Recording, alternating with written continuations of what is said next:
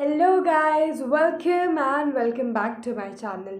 तो सितंबर आने वाला है एंड सितंबर के साथ क्लास 10th के स्टूडेंट्स पे एक आता है बहुत बड़ा burden and that is your half yearly examinations. तो it has been April, May, June, July and August. 5 महीने बीत गए हैं and now half yearly examinations are coming in. So this video will help you complete your syllabus for your half yearly exams as well as execute a master plan so that you get very good marks in your half yearly exams. Okay, so without any further delay, let's get going into it. सबसे पहले बात करते हैं syllabus completion की। I hope कि अब तक आपका सिलेबस कंप्लीट हो गया हो because half yearly exams are very near. But अगर आपका सिलेबस कंप्लीट नहीं हुआ है, do not panic at all. I have a very nice plan for you. Half yearly में 7-8 या maximum if we are talking about SST there can be 9 to 10 chapters at max. अगर आपके school में ज़्यादा आ रहे हैं then you need to prepare for that accordingly. तो उन चैप्टर्स की you just have to read the NCERT once और बस क्वेश्चंस प्रैक्टिस करो। अगर आपके नोट्स नहीं बने हुए हैं, अगर आपका स्कूल वर्क कंप्लीट नहीं है, do not care about that, all right, because आपके हाफ ईयरली के marks will be a major determinant factor कि आपके प्री बोर्ड में कैसे मार्क्स आ रहे हैं। Because at the end of the day pre board का आधा सिलेबस यही होता है। So you will be prepared for your pre boards as well.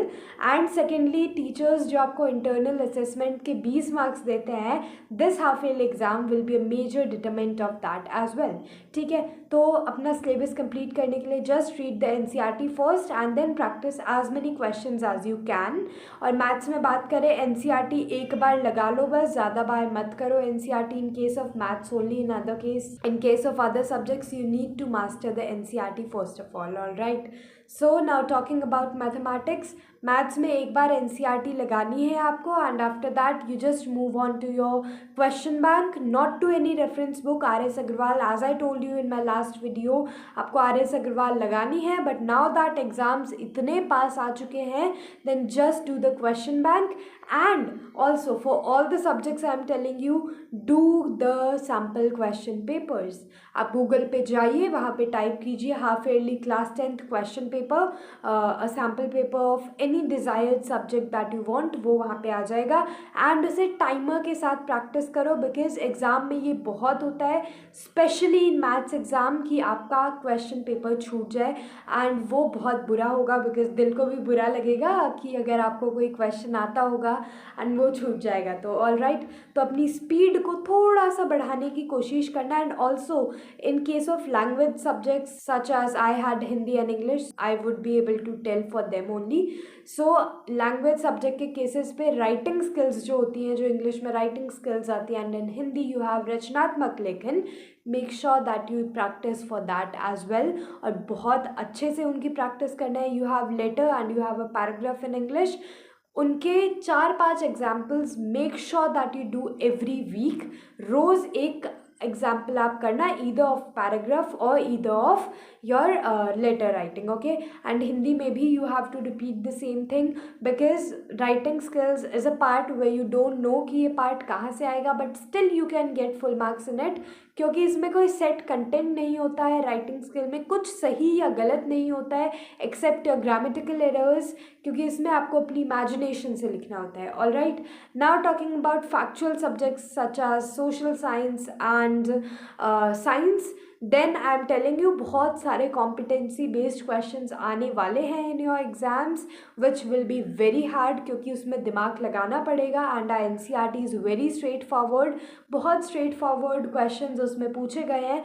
So to make sure that you also do those competency based questions, just go on the CBSE website, और जो competency based questions का PDF है you can get that from the website itself और उसे solve कर लो। all right, और जितने भी facts हैं make sure कि आप एक short notes एक पेज पे बना लें उनके। for example you have all the dates in history, for example when did Russian revolution occur, or when did the French artist made the painting. So make sure कि आप timeline wise बनाएं, because एक timeline का question आपके exam में पक्का आएगा, way you have to arrange that which kind of event happened when. तो make sure that you prepare for that as well. और साइंस में बात करें, सारे रिएक्शंस को प्लीज़ अच्छे से पढ़ के जाना in chemistry. In fact when you are going for your exam on that day morning also, please please please just read the reactions very well. और जितने भी रिएक्शंस के साथ एक्स्ट्रा कंडीशनल ऑफर्स दिए होते हैं, such as whether the particular substance is gas, solid और liquid, make sure कि आप उन्हें भी याद कर ले। जैसे कि कुछ बहुत इंपॉर्टेंट एक्सरसाइजेस होती हैं, जैसे you have your metal and non metal chapter, अगर वो आपका आ रहा है then make sure that you do that iron वाली इक्वेशन। एंड बायो में ऑल इज जस्ट थ्योरी, तो थ्योरी को अच्छे से पढ़ लेना। एंड हेरिडिटरी चैप्टर अगर आ रहा है then make sure that you are doing all the Mendel's formula laws and all. वैसे I don't think that would be coming in your exams, but still if your school is a bit high tech and they are giving the full syllabus of biology then that's the case. और physics में please please please बहुत सारे numericals practice करके जाना, because physics में numerical नहीं बनते हैं। वैसे आई डोंट थिंक कि इतने ज़्यादा न्यूमेरिकल्स आएंगे as much as we are practicing right now, because ना ही तो वो बोर्ड्स में आते हैं and none of them came in pre boards as well. But the system of your school may be different, I am telling it for my school.